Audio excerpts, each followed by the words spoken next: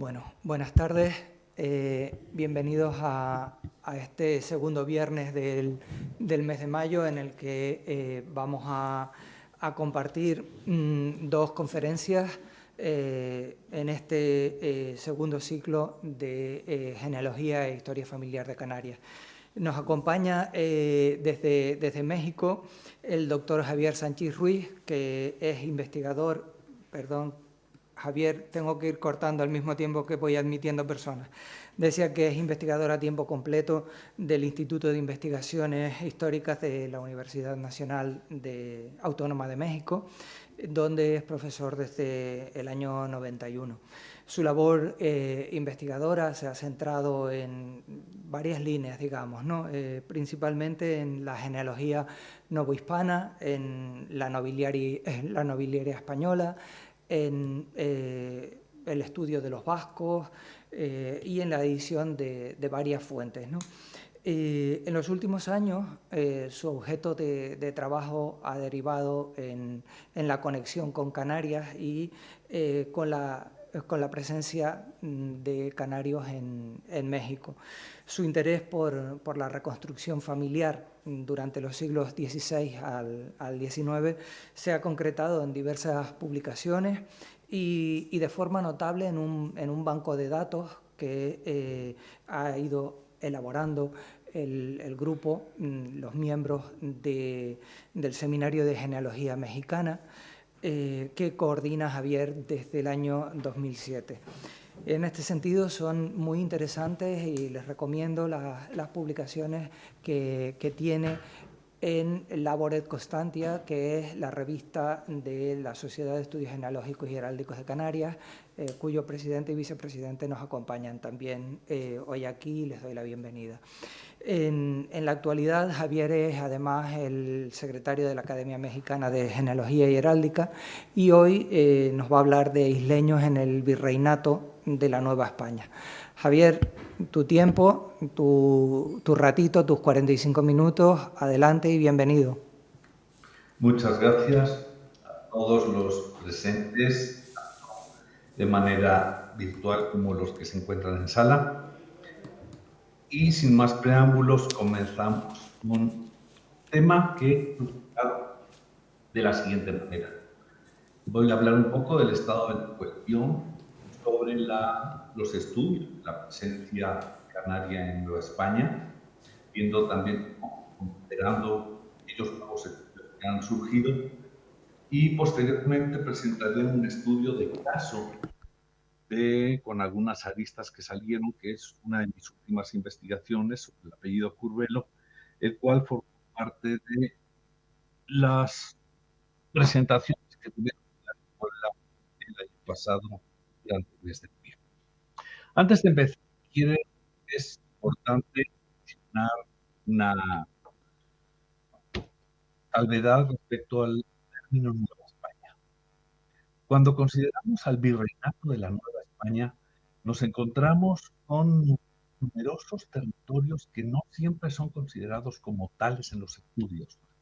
Si ven el mapa que tienen en pantalla, nos encontramos como parte de la Nueva España, tanto lo que es Cuba, la República Dominicana, Puerto Rico, países como Costa Rica, Nicaragua, Guatemala y sobre todo la Luisiana y la Florida en Estados Unidos.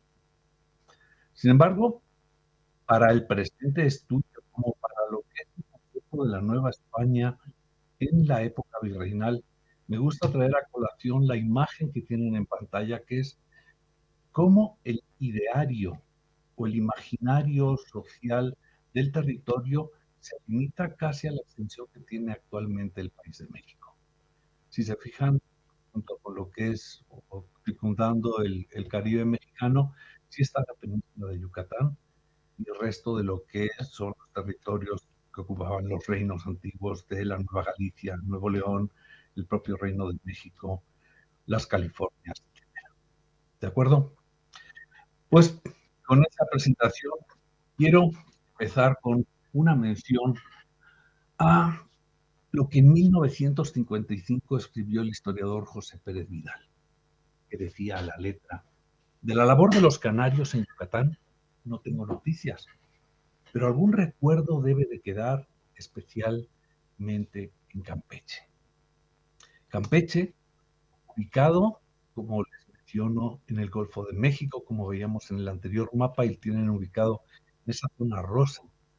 Era junto con Veracruz, que si siguen la línea de costa, lo encontrarán, los dos principales puntos de acceso al territorio mexicano. Campeche también es muy importante tener conciencia de que está ubicado con una cercanía muy próxima a la ciudad de Mérida.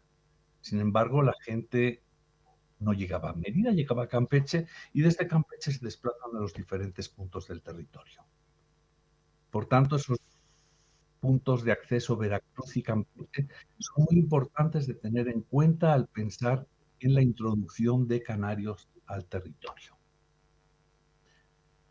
Campeche ya desde el siglo XVII aparece en la cartografía española como uno de los puntos importantes de acceso. Ahí tienen en la imagen una de las cartas navales de 1620. Una cronología muy anterior a las referencias que nos encontramos de presencia canaria que se limitan prácticamente al siglo XVIII. Por tanto, también una salvedad que hay que tener presente. Y bueno, medio siglo después de aquella cita de José Pérez Vidal, Adolfo Arbelo García mencionaba en su obra La emigración tinerfeña que los estudios sobre los trasvases de población al continente americano ya se habían incrementado y habían atendido a perspectivas tanto metodológicas como documentales. Él mismo, en esa contribución, aportaba pues ejemplos de la explotación de los protocolos notariales y en sus cuadros nos encontramos pues varios canarios negociando con Campeche, en donde podemos suponer e inferir había una contraparte canaria, asimismo recibiendo mercancías y distribuyéndolas por el territorio. Ese mismo año de 2004, el erudito Julio Sánchez Rodríguez sacó a la luz un trabajo sobre los canarios en la ciudad de Campeche. Su obra, si bien no sistematizaba la información y recogía noticias de aquí, de allá y de acullá, al menos nos permitió contar con unas incipientes nóminas de presencia de canarios en el territorio, algo que no había habido hasta entonces. De ahí la gran valor del trabajo del erudito Julio Sánchez Rodríguez. 4 años después, el acucioso profesor Manuel Hernández González, en un trabajo que se publica curiosamente aquí en México, La migración canaria América a través de la historia, dentro de las diferentes etapas en las que dividió su reflexión, mencionaba en la relativa a 1678-1764 lo siguiente. Finalmente, el último enclave que recibió corrientes migratorias de importancia fue la mexicana península de Yucatán. Los canarios pudieron comerciar con ella, bla, bla, bla, bla, bla, bla. Hasta entonces, prácticamente las referencias siempre de canarios en México, en esa Nueva España reducida, se limitan siempre a Yucatán. Desde Yucatán parece que se desplazan a algunos territorios, establecen redes comerciales. Sin embargo, llama la atención la ausencia de referencias a México en esa obra del profesor Manuel González, como a otros espacios tampoco del territorio mexicano. Coetáneo a la publicación anterior, se realiza en la península de Yucatán un muy meritorio trabajo de investigación por Manuel Ferrer Muñoz y Lisbeth Rodríguez Luna, bajo el título Canarios de Yucatán, obra que sería publicada hasta 2011 por la Universidad de Yucatán y que contextualiza de forma extraordinaria, a mi entender, la presencia canaria en dicha península. Contextualiza, mas sin embargo, llama la atención la ausencia de nombres y apellidos de los canarios en Yucatán. Ferrer completaba, sin embargo, una investigación iniciada años atrás, de la que en 2002 había presentado ya reflexiones interesantes. Notas sueltas sobre presencia de canarios en Yucatán, siglo XVIII y XIX, un siglo que ha ocupado principalmente los intereses de Manuel Ferrer y de los cuales sigue escribiendo en la actualidad. Campeche, en el tránsito de ese siglo XVII al XVIII, constituía quizá la plaza comercial más importante, como mencionábamos, de la península. Y según Ferrer, la proporción de canarios entre el total de españoles era notable.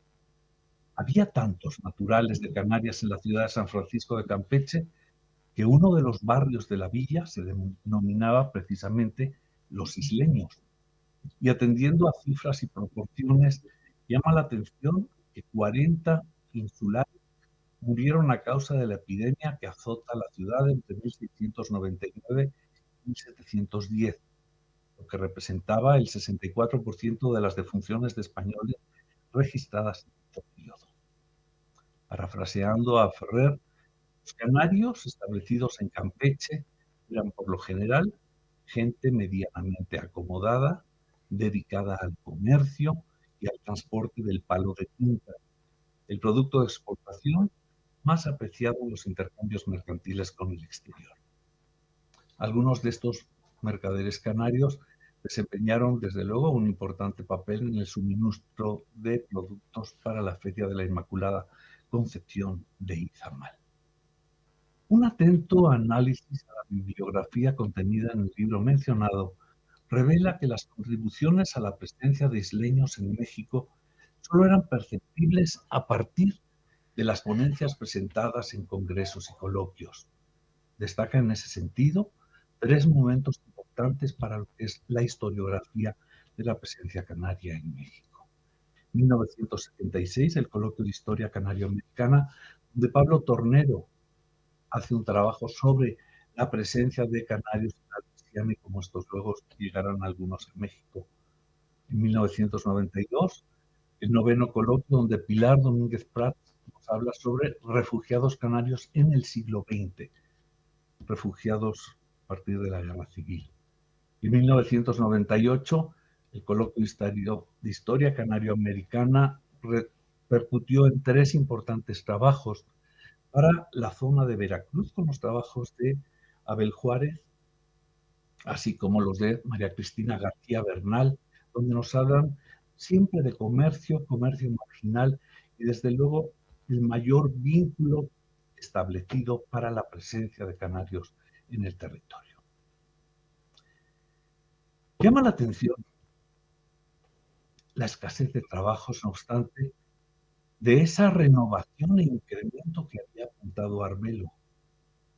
Y un cuarto de siglo después, yo me atrevo a decir que porcentualmente poco se ha avanzado. Si pensamos que carecemos de un estudio que aglutine todos los avances a partir de estas presentaciones en coloquios. Cabe, por tanto, por ello preguntarse cuáles son las razones que han propiciado este vacío. Vale la pena recordar que el historiador Jordi Nadal apuntaba en su ya lejana participación al 12º Congreso de Historia como para los estudios globales migratorios de América, la laguna estaba ocasionada por ausencia de registros completos y regulares con anterioridad a la estadística de pasajeros por mar de 1882, por lo cual, tras los estudios de Peter Boyd Bowman para el 16, carecemos de conocimientos que nos hablen de migración sostenida en los siglos XVII y XVIII. Si bien el balance historiográfico de las últimas décadas parece haber subsanado determinados vacíos con los protocolos notariales, las actas de cabildo, sin embargo, Nueva España sigue careciendo y está poco explotada. ¿Y por qué?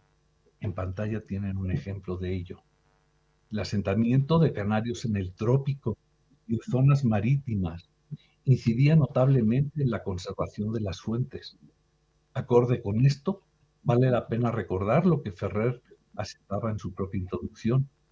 Las fuentes disponibles son escasas, fragmentarias, en pésimo estado de conservación en algunos casos y no siempre dotadas de la necesaria fiabilidad.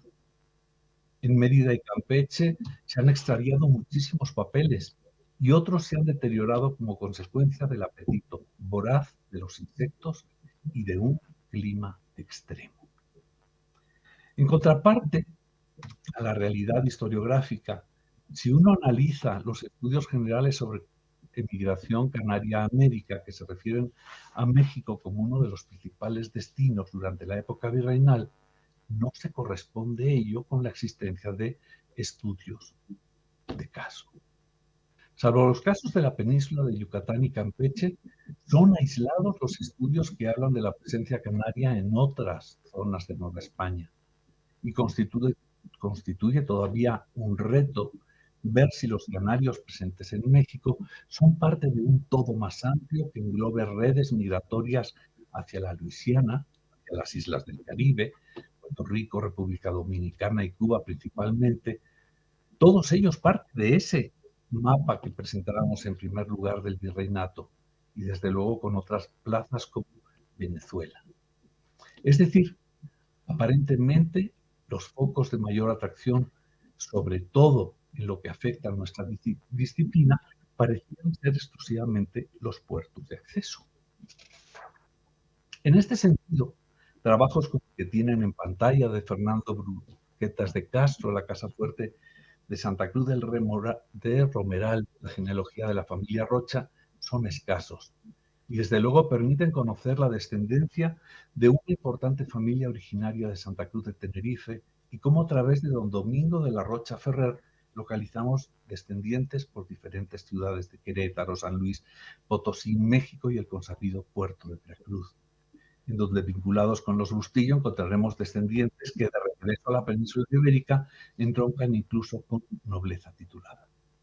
Otros trabajos, sin la intención genealógica del anterior, como el de Carmen Fraga González, son asimismo buenas contribuciones, pues partiendo de la biografía del ingeniero Andrés Amat de Tortosa, aporta gran cantidad de datos de filiación y descendencia que permiten conectar a las generaciones subsecuentes con otros actores mexicanos.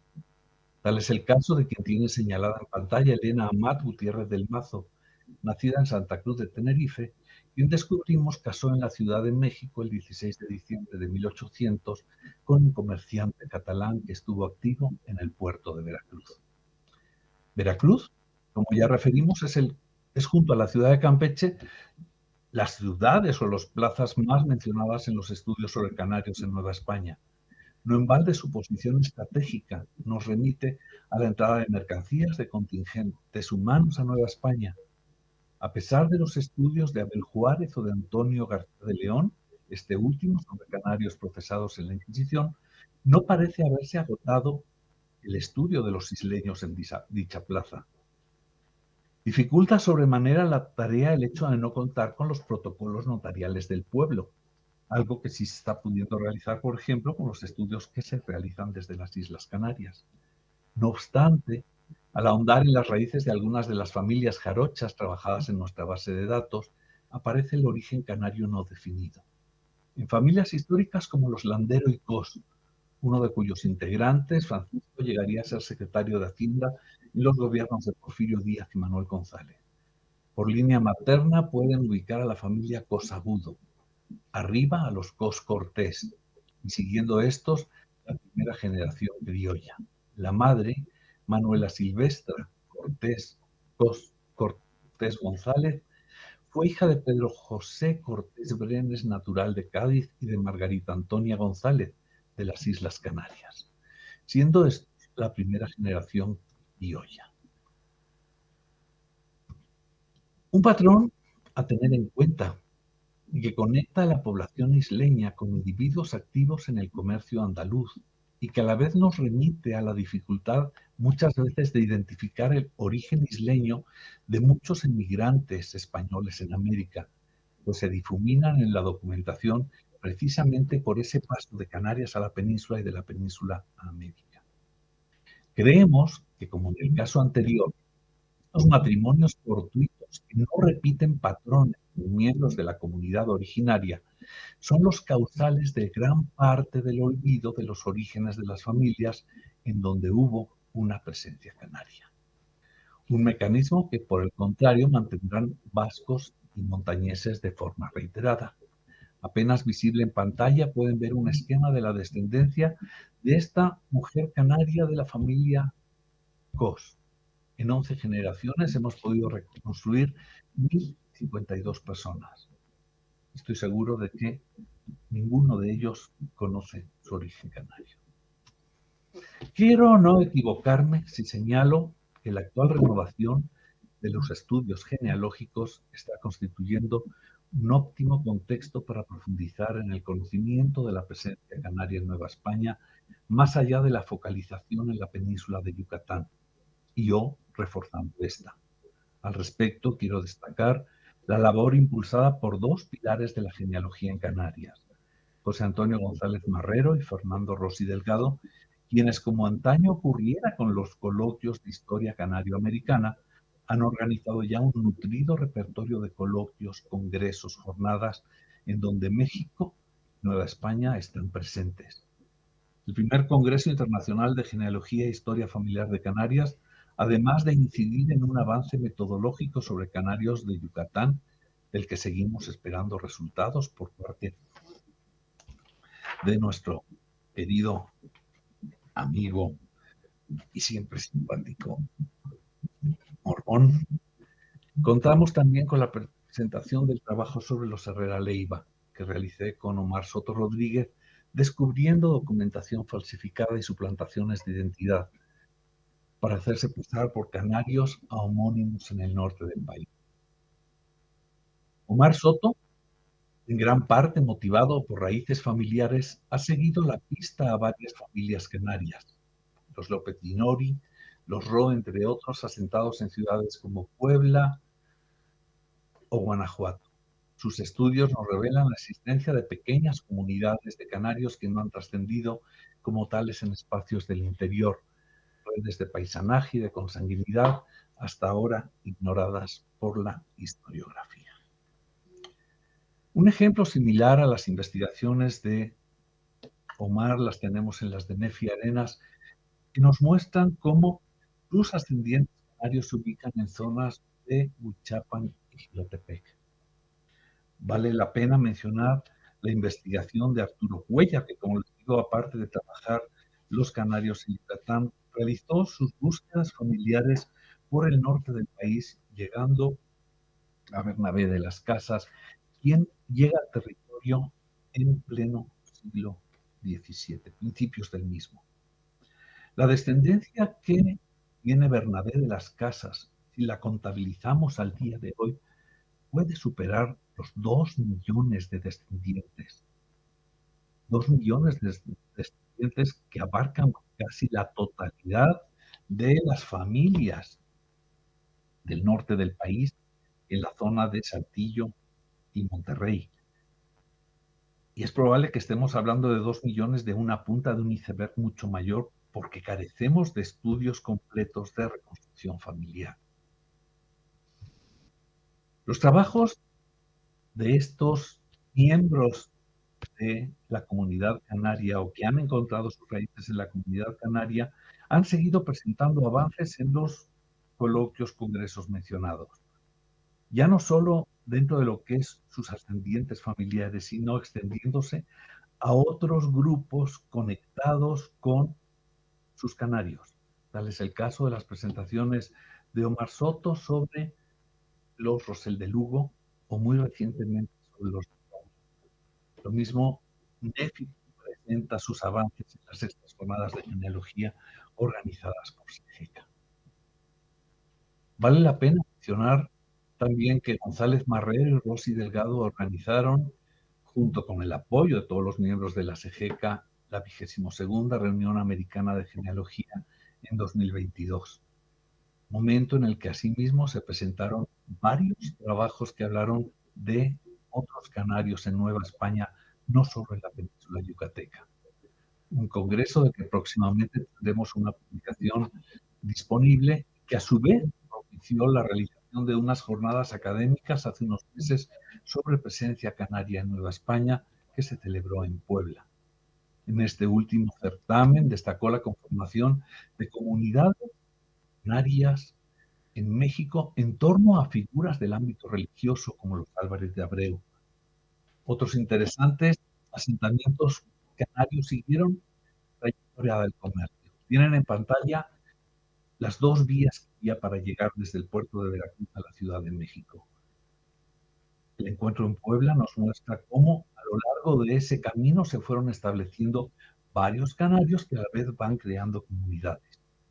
Un ejemplo de ello ya lo había presentado Guadalupe Sánchez Álvarez en una relación de migrantes canarios avecindados en Jalapa durante los siglos XVI, XVII y XVIII. El comercio, también en Puebla, fue tema de discusión y los trabajos de Carlos Rodríguez Morales y el Divón Mijares, cada uno realizado desde un lugar. Divón Mijares desde Ciudad de México, Carlos Rodríguez desde La Laguna, muestran cómo a partir de protocolos notariales encontramos canarios en un comercio temprano en el siglo XVI y XVII, ya asentados en otros espacios. Y también lo que les mencionaba, la evangelización, tanto cabezas como bases, nos muestran otros motivos de conformación de comunidad canaria en Nueva España. Tanto los obispos o Pantaleón Álvarez de Abreu como Miguel Anselmo Álvarez de Abreu o Francisco Pablo de Matos, ubicados en Puebla, Oaxaca, Michoacán, son potenciadores de la llegada de otros canarios hasta ahora desconocidos. Belinda Rodríguez Arrocha, en alguna conferencia disponible en línea, nos habla de presencia de franciscanos canarios en Nueva España, en donde también encontramos esas grandes cabezas. Fray José Hernández Monroy, vicario provincial de Chiapas, una figura importante también en otra zona por explotar. Lo mismo la presencia de franciscanos canarios en Michoacán o de agustinos. También se nos habla de familias como los Arroyo a partir del estudio y la explotación del fondo Arroyo Clavijo en el histórico provincial de Tenerife. Es decir, ya son muchas aristas que están hablando de que no solo Campeche es el espacio de asentamiento. Respecto a mis incursiones personales, puedo hablar de tres grandes estudios o tres estudios realizados, uno de ellos sobre el Herrera Leiva, asentado como gobernador en el norte del país, José de Murphy, que se establece en la zona de Guanajuato, en donde Omar Soto ya empezó a detectar una red de canarios ahí establecidas. Y el tercer estudio que realicé, que es parte de lo que les voy ahorita a contar, y que trabajé para Puebla, fue ya no dedicarme al estudio de un personaje en concreto, sino buscar apellidos canarios en México, y el apellido escogido fue el de Curbelo. ¿Y ello por qué? Si se fijan en la documentación, muchas veces los canarios que nos remiten los documentos son realmente difíciles de seguir. Tenemos un José Antonio González, natural de Santa Cruz, en Tenerife. Cuando no, un Francisco Julián de los Reyes, casado con una Pérez Martínez. Apellidos los cuales es sumamente difícil poder establecer por cantidades de homonimias que realmente sean los canarios. Muchas veces todos ellos en la documentación ya se les olvida el origen, y salvo en estos de matrimonios donde hemos visto cómo estaban conservados la mayoría de ellos, carecemos de dónde proceden. Respecto a los Curbelo, mi objetivo principal fue, aparte de conocer la etimología del apellido, fue registrar aquellos Curbelo que había en el siglo XVIII y XIX, identificado este como un apellido netamente canario en México. Y a la vez tratar de ver si, como le había ocurrido a otros colegas, al estudiar a una familia canaria, encontrábamos un universo de canarios en el entorno. La publicación, les aviso, gracias a la iniciativa de Fernando Rossi, estará próximamente en curso. Y lo realicé este trabajo con un triple enfoque. Primero, cruzar las fuentes.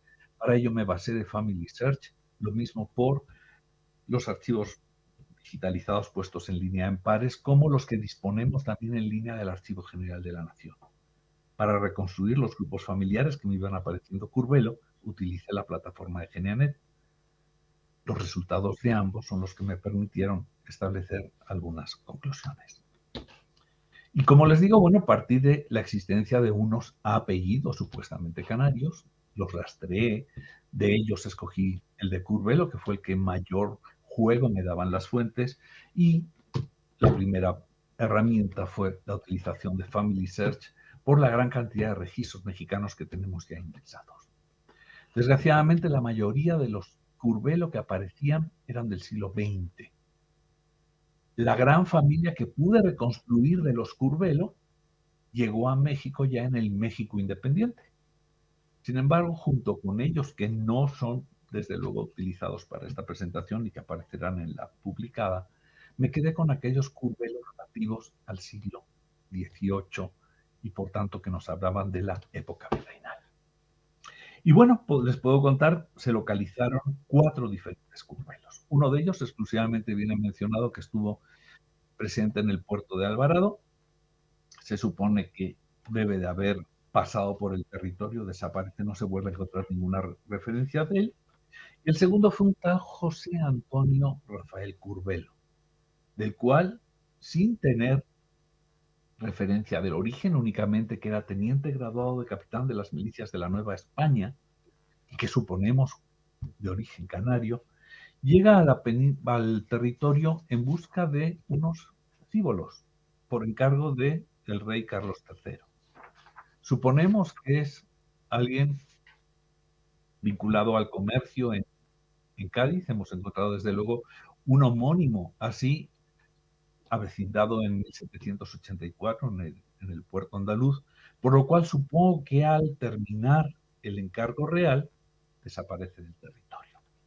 Eso nos lleva también a tener una llamada de atención.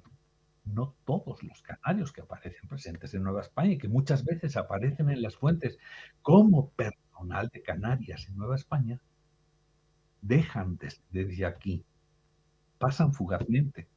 Y es el caso que vamos a presentar un poco con mayor abundamiento. José Ramón Curbelo, mencionado en los expedientes de Inquisición como vecino de Campeche. Alguien que aparecía en el libro del sacerdote Julio Rodríguez y que también recogen otros investigadores del derecho, sobre todo de fuentes inquisitoriales, como población canaria asentada en Campeche. Y esto nos reporta una problemática de la historia y muchas veces de las personas que trabajamos en historia, cuando exclusivamente nos basamos en catálogos, inventarios, sin meternos directamente a las fuentes. Algo que Carlos Rodríguez Morales siempre ha insistido. Es necesario regresar y contrastar muchas veces la documentación, porque muchas veces la historia que estamos manejando es producto exclusivamente del manejo de estos dichos catálogos. José Román Curbelo pasó, según la documentación consultada, de las Islas Canarias a Venezuela. Se estableció, desde luego, en el puerto principal donde llegaban la mayoría de los canarios, en La Guaira, y allí estableció familia, se dedica al comercio, y esa dedicación es la que la lleva un poco buscando mejorar condiciones de vida a pulular por los espacios americanos.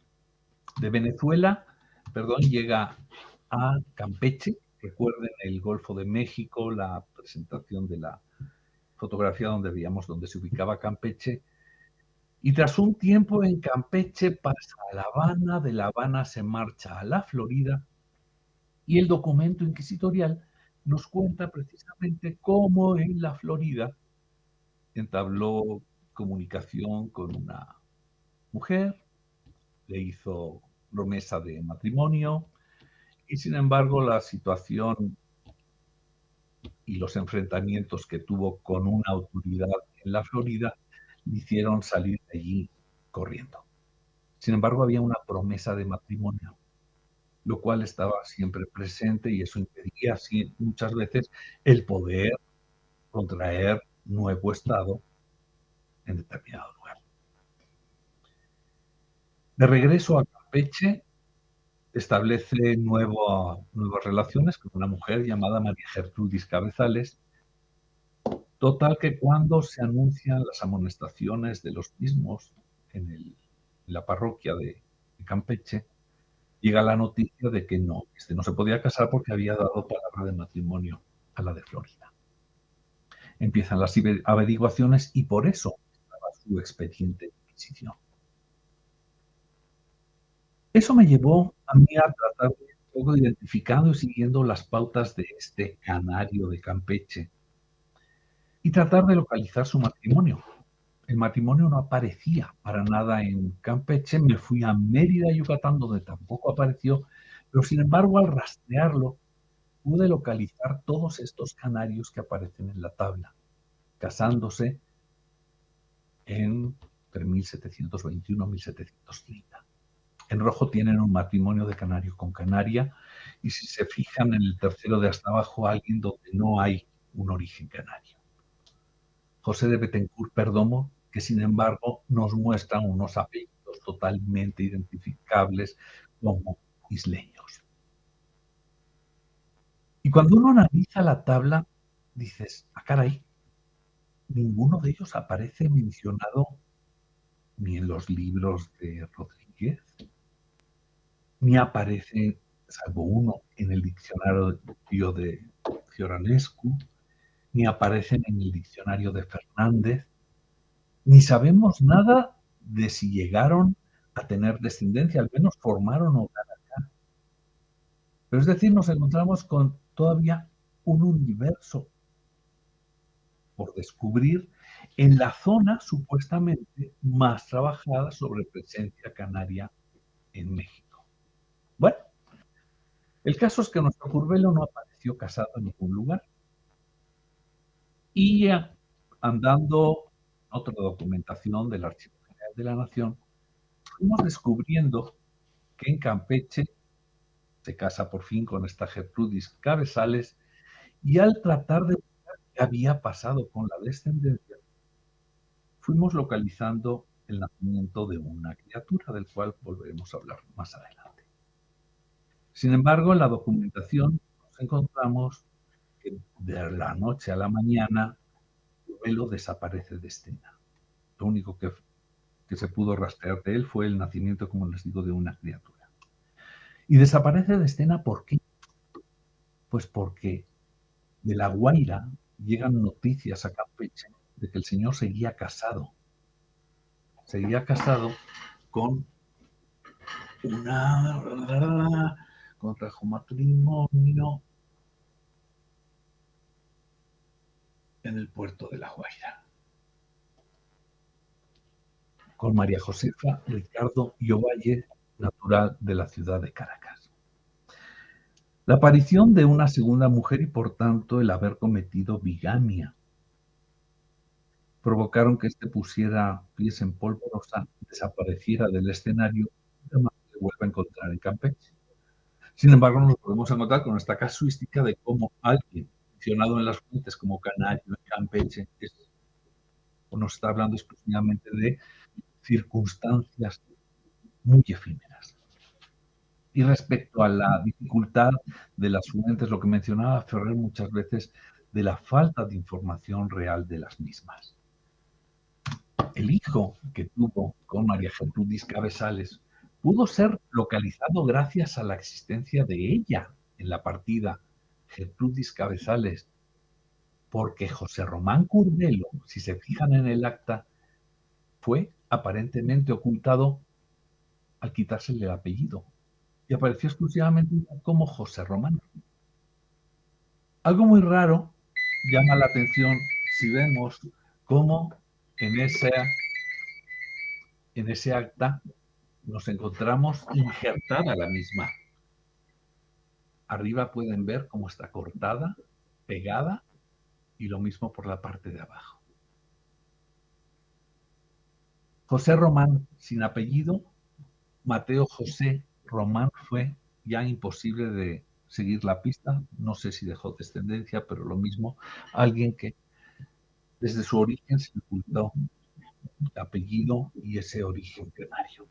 El otro Curvelo que pudo ser identificado dentro de la península de Yucatán fue Francisco Curvelo. Es el único que conforma un apellido, una familia descendente, y el trabajo que hicimos fue reconstruirlos a todo este grupo.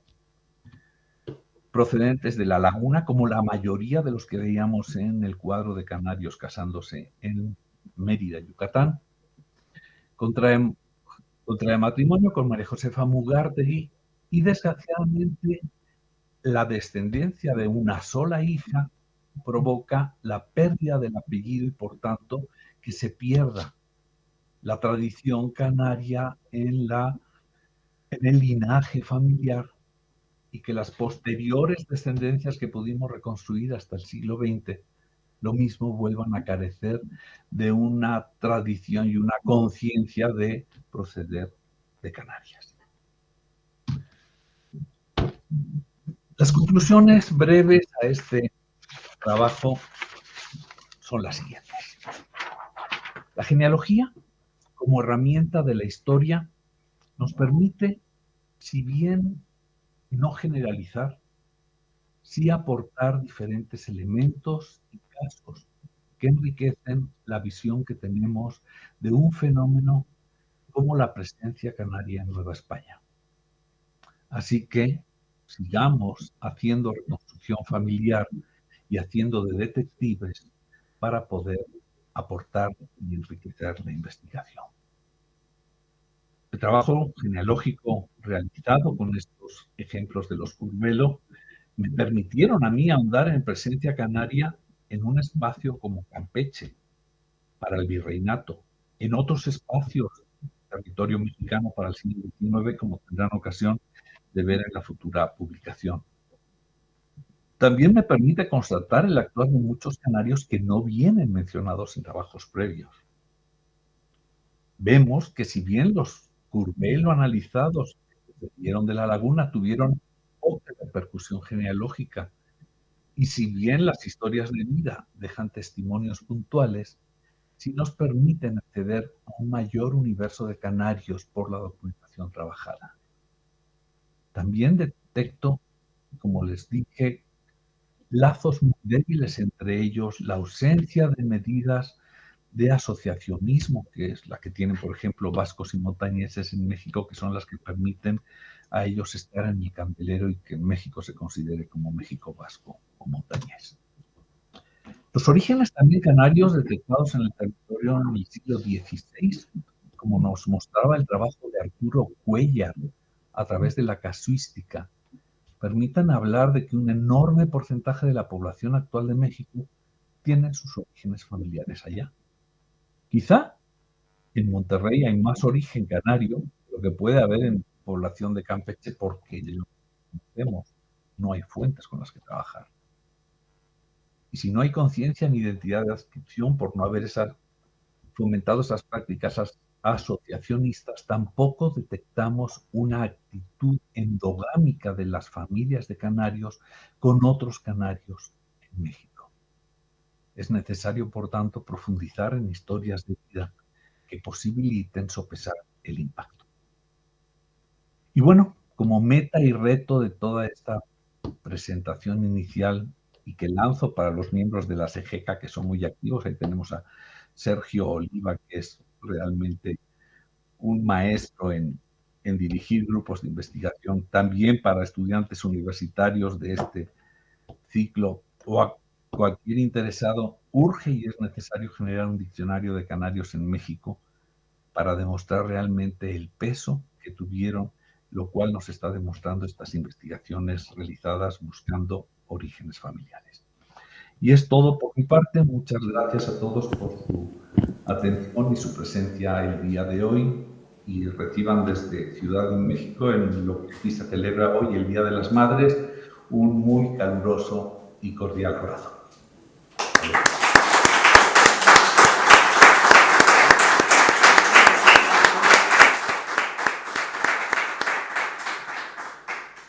Muchas gracias, Javier. La verdad es que yo me quedé anotando un montón de dudas para ir pasándote con el tiempo, para ir dándote la lata un poquito también. Y bueno, no sé si en la sala hay alguna pregunta, alguien que quiera. Pásale aquí. Sí, espera un segundo. Hola, sí, buenas tardes Javier, soy Juan Antonio, compañero de SGK también. Hola, Juan Antonio. ¿Qué tal? Una pregunta, la presencia de estos canarios en Yucatán y Campeche como comerciantes, ¿se debe a que fueron de motu propio a buscar mercado y productos para negociar? ¿O digamos se debe a alguna política de la corona que propiciaba la instalación de estos mercaderes en esa zona? Me inclino a pensar que son las prácticas comerciales propias de los propios comerciantes. Es decir, si yo llevo una mercancía desde Santa Cruz de Tenerife a Campeche, lo que me interesa es tener ahí gente de confianza o conocidos o familiares que cuiden mi negocio. Y es lo que suele organizarse. Generalmente es el paisanaje el que propicia la llegada de estas personas. Así hemos visto siempre operar a vascos, a montañeses. Y supongo lo mismo está ocurriendo con los canarios. Es el patrón que nos lleva a pensar que se triangula muchas veces canarios en La Guaira, esos mismos canarios en La Guaira, en Campeche, y cómo esos mismos llegan a Veracruz. Pero volvemos a lo mismo de siempre, se necesita casuística para poder establecer patrones más generales que no solo contextos sin que afiancen en esas prácticas. Los testamentos serían una vía para muchas veces para poder saber cuáles son las características de los que están yendo a comerciar a Campeche. ¿Por qué? Porque cuando un comerciante lleva determinadas mercancías, lleva muchas escrituras de riesgo, lleva muchas fianzas, lleva mucha mercancía que no le pertenece, que está muchas veces consignada a su nombre para ser distribuida. Y es en esos testamentos que se realizan antes de viajar donde dejan establecido a quién nombran por albaceas o tenedores de bienes o beneficiarios. Y muchas veces son el beneficio no de su patrimonio en el lugar de origen, sino es el patrimonio que están trasladando. Y es por eso donde encontramos muchas veces como beneficiarios a gente del grupo familiar, primos, sobrinos, apoderados, etcétera. Esa es una vía para poder contestar a lo que estás preguntando. Pero no se debe tanto a una política de la corona como a las prácticas propias del comercio. Bien, ¿alguien más quiere preguntar? Bueno, te voy a decir, por aquí te dan las felicitaciones y te dicen que es un trabajo fantástico. Te voy a leer solo una cosa que te deja Dani, Dani García Pulido. Te quiere mandar un saludo afectuoso y con su enhorabuena por la ponencia, y dice que fue un placer colaborar contigo en el estudio de los Murphy de la zona de Guanajuato, que no lo digo. Bueno, creo que eso, Omar te dice que es muy interesante e informador, que hay que seguir abundando en la investigación canaria en Nueva España y México, y por su parte, y como mencionaste, está en ello a diario, dice, ya tiene más de 500 personas registradas. Dice Mirelis que ha encontrado entre sus ancestros a un abuelito que casó en la Florida y era procedente de Nueva España. Dice que imagina que era canario, pero que ahora le da el impulso para investigar más. Yo quería preguntarte una cosa. ¿Te has encontrado en algún momento en tus búsquedas familias completas, o México tiene la característica de que va uno solo a trabajar, o vamos, o es comerciante y va y viene, ese tipo de cosas? Varía, varía mucho, José Antonio, ahí el periodo en el que se produce el paso a América. Encontramos familias completas, desde luego, con la emigración que provoca la diáspora republicana. Sí. Encontramos también familias al completo cuando las Cortes de Cádiz, como pasó con los Murphy, que se va borrando todo el grupo familiar, primos y demás. No es muy encontrar en el siglo XVI mucha gente. Es normalmente el traslado de una y después el reclamo, en algunos casos de que llegue pareja para casarse con ella, o pareja y algunos hijos, y ya los ha habido, pero es siempre mucho, muy posterior hasta ahora. Pero repito, la casuística no puede cambiar los patrones. Muy bien, sí, sí. Muy bien. ¿Alguna pregunta más en la sala? Porque debemos ir cerrando con Javier. Muy bien. Nada más. Nada, Bueno, muchas gracias a todos pues de nuevo. exacto, las gracias te las damos nosotros a ti. Chao. Y bueno, si le puedes poner la sala, Nauset, pues por lo menos que le aplaudan desde aquí.